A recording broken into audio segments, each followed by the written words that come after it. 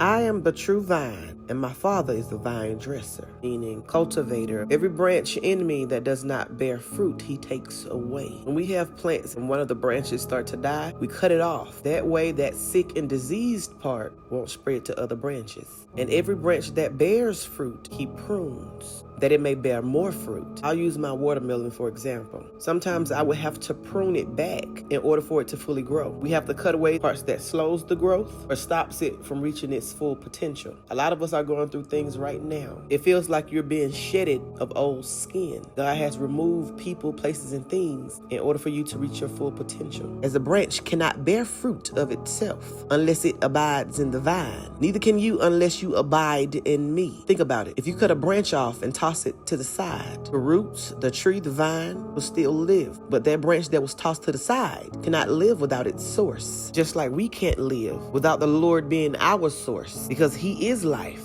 and apart from him is death.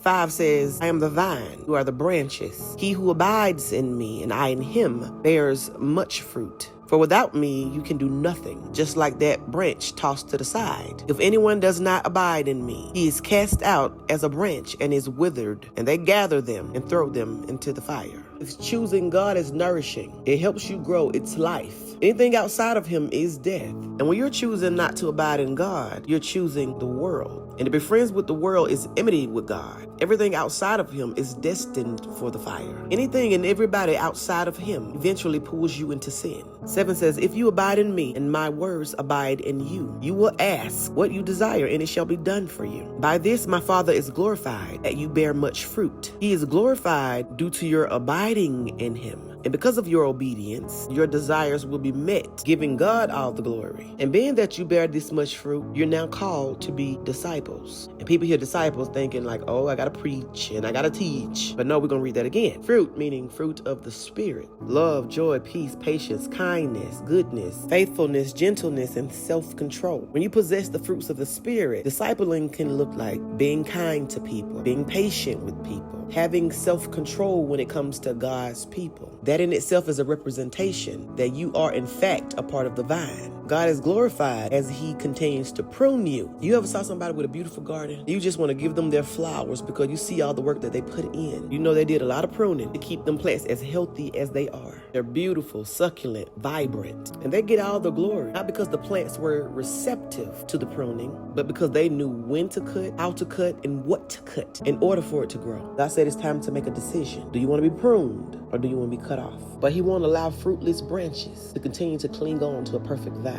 This is the time. But y'all be blessed.